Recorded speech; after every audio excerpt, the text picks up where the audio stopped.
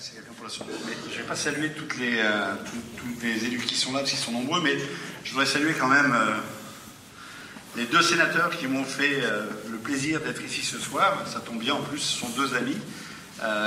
Clarisse Campion, notre sénatrice qui travaille beaucoup sur cette circonscription et sur le Sud-Essonne, et puis Jean-Vincent Placé, que vous connaissez tous, écologiste convaincu et homme politique de portée nationale assez vif. Donc voilà, c'est quelqu'un qui... Je vous conseille de discuter avec lui, c'est toujours extrêmement intéressant de discuter avec Jean-Vincent, avec Clarisse aussi, bien entendu. Mais Jean-Vincent, des fois, on a plus de points d'accroche, mais c'est toujours un vrai bonheur de discuter. Donc, merci à vous deux de m'avoir fait l'honneur d'être ici. Je vais saluer mon collègue Didier Hodgen, conseiller général. On est toujours assis à côté l'un de l'autre. Il faut croire qu'on prend des habitudes comme ça, puisque tu viens ce soir, ça me fait vraiment plaisir. Bien sûr, Bernard Decaux qui nous accueille à Brétigny, le maire de Brétigny, dans cette belle salle Maisonneuve. Merci Bernard de l'accueil. Et puis tous les maires que j'ai vus, j'en ai vu beaucoup de la 3e circonscription d'Essonne. Merci à vous d'être venus ce soir. Je sais que certains, je suis allé à leurs vœux, m'ont fait passer des moments parfois un petit peu difficiles, parce qu'on avait quelques points de désaccord. Mais je vous promets que ce soir, je vais vous prendre l'appareil. Ça, au moins, les choses sont dites. Et bien entendu, toujours dans cet esprit que j'aime bien, de fraternité républicaine et de respect commun, vous le savez.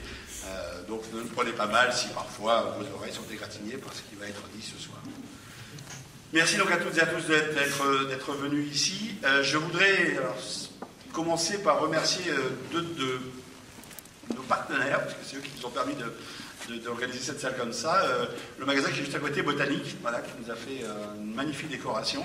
Et puis, on est à côté d'Auchan, voilà, ils ont aussi été très sympas pour nous permettre d'organiser ces vœux. Donc je les salue, je les remercie.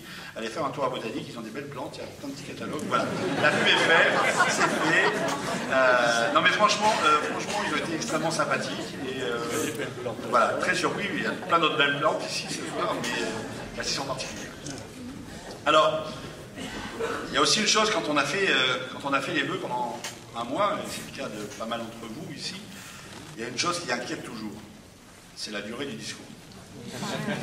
Alors en général, on commence par regarder l'épaisseur de la pile de feuilles. Donc vous avez vu qu'on va rester un petit moment ensemble. Désolé pour ceux qui arrivent en bout de course, n'est-ce pas? Vous allez encore subir ce soir un peu un long discours. Mes chers amis, je vous mentirais si je vous disais que l'année 2012 qui vient de s'écouler a été une année comme les autres.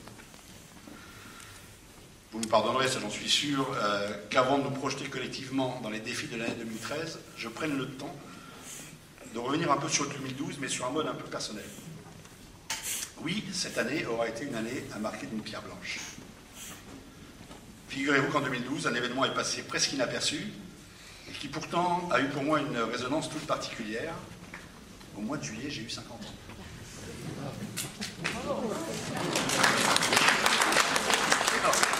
Je remercie, je vous vois là, il y a beaucoup de lumière, je vous vois bien. Je remercie chaleureusement tous ceux qui viennent de penser, tiens, il ne les fait pas. Merci. Il fait plus jeune que son âge, ça, ils sont encore plus sympas. Et les autres, il se porte bien pour son âge aussi, ça me fait plaisir, je le vois dans vos réflexions. Alors, pour ceux qui ont une pensée moins agréable pour moi, merci de les garder pour vous. Vos remarques, vous les gardez, et puis arrêtez de sourire bêtement, je sais qui vous êtes, et en plus j'ai des noms. C'est pas la peine, on réglera ça après. Je voulais aussi vous dire qu'à ce sujet, parce que c'est un sujet important, il n'y aura aucun vote ni référendum organisé dans cette salle sur ce sujet. Pour connaître le rapport entre les uns et les autres, les référendums sont les caches-misères de la démocratie, n'en déplaise à certains par les temps qui courent. Et puis pour tout vous dire, à 50 ans, il faut encore garder quelques illusions. 50 ans, c'est le bel âge. Comme on nous l'a tous dit pour nos 20, 30, 40 ans, et comme je suis sûr qu'on me le dira pour mes 60 ans, ce qui pour tout vous dire, je ne suis pas pressé de vérifier, mais enfin, bon, ça viendra bien un jour ou un autre. Pour aller au bout de la confidence, je vous avouerai quand même que cet événement pourtant commun, forcément prévisible, annoncé de longue date, n'est pas celui qui m'a le plus enthousiasmé durant cette année. Parce que 50 ans, ça commence certes à faire un bout de chemin, mais ça minimise forcément le chemin qu'il reste à faire. Encore pour le coup, comme nous avons tous survécu à la fin du monde cette année, c'est une bonne nouvelle, tout ce qui vient après à 50 ans est bon à prendre. Alors je dois vous préciser que pour parer à toute dépression post-cinquantenaire, on ne sait jamais, 2012 avait quand même eu la bonne idée de me réserver une très jolie surprise, quelques jours seulement avant ce fameux 5 juillet. Une surprise très collective, en fait un cadeau pour tous les Essonniens. Je parle bien entendu du choix de la Fédération française de rugby d'implanter son futur grand stade à quelques kilomètres d'ici, sur l'ancien hippodrome d'Evry-Rissorangis. Pour le vice-président puis conseiller général délégué au sport que je suis toujours, cette décision a été l'aboutissement d'une année de combat et d'investissement, et pourquoi ne pas le dire clairement, de lobbying, pour arriver à ce que cet équipement de très grande ampleur s'implante chez nous, en Essonne. Ce dossier, qui a été porté conjointement par l'agglomération d'Evry et le conseil général, a aussi beaucoup mobilisé les élus de Brétigny. J'ai salué le maire de Brétigny qui est là, mais je vois le maire de Plessis-Pathé aussi, qui a beaucoup travaillé sur ce sujet-là, et puis tous les élus de la Claveau, lorsque nous candidations nous-mêmes pour accueillir ce stade sur le terrain de l'ex-base aérienne de 117. Nous n'aurons certes pas ce stade aux portes de notre ville, mais les projets pour les terrains dont je viens de parler sont nombreux, et nous aurons l'occasion d'en reparler dans les mois qui viennent.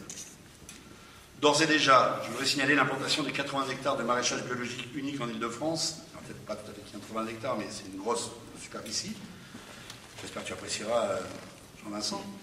Ou l'installation de la recherche médicale des armées, l'IRPA, c'est pas tout à fait dans le même domaine, sont des implantations de niveau régional, voire national, qui participent au rayonnement de notre territoire. J'ai reçu cet après-midi une lettre du ministre de la Défense m'assurant qu'effectivement l'IRBA s'implanterait bien en temps et en heure sur notre territoire et qu'il devrait être opérationnel dès 2014. C'est aussi une bonne nouvelle. Le plan de redynamisation signé avec l'État en mars dernier nous pousse à l'optimisme pour ce territoire. Pour en revenir au grand stade, et puisque nous sommes entre nous, je vous dirai aussi que cette victoire essonnienne, rétrospectivement, valait bien que je rompe avec mes habitudes casanières pour m'embarquer dans un premier voyage directement à l'autre bout du monde, en Nouvelle-Zélande pour être précis, où j'ai eu le plaisir de porter la bonne parole essonnienne auprès de l'ensemble des acteurs du rugby, français, européen et mondial. Il faut croire que même lors des troisièmes mi-temps aux antipodes, les arguments de l'Essonne sont suffisamment qualitatifs pour rester convaincants. Vous comprendrez sans peine l'honneur et la joie qu'il y a à s'investir sur un tel projet de territoire pour quelqu'un qui, comme moi, voilà 4 ans seulement, assumait sa passion du rugby en allant vendre sandwich et bière sans alcool au Parc des Princes pour espérer voir les matchs, la deuxième mi-temps des matchs de la Coupe du Monde que la France accueillait à ce moment-là. Juste 4 petites années pour passer de spectateur à acteur. Non, pas sur le terrain, bien sûr. Permettez-moi quand même d'en retirer un peu de fierté. Plus sérieusement, et au-delà de ce clin d'œil passionnément rugbyistique, comment aurais-je pu m'en priver, ce stade multifonction au toit rétractable, enclavé dans un nouveau quartier d'activité et de loisirs, générera plusieurs milliers d'emplois, mais accélérera aussi les investissements en matière d'infrastructures de transport sur nos lignes RER qui en ont vraiment besoin. C'est une véritable révolution urbaine qui va voir le jour à nos portes dans les 15 ans à venir. Et je dis à nos portes parce qu'à vol d'oiseau, effectivement, le stade sera très proche de nous. Et je pense que ce territoire-là en récoltera quelques fruits.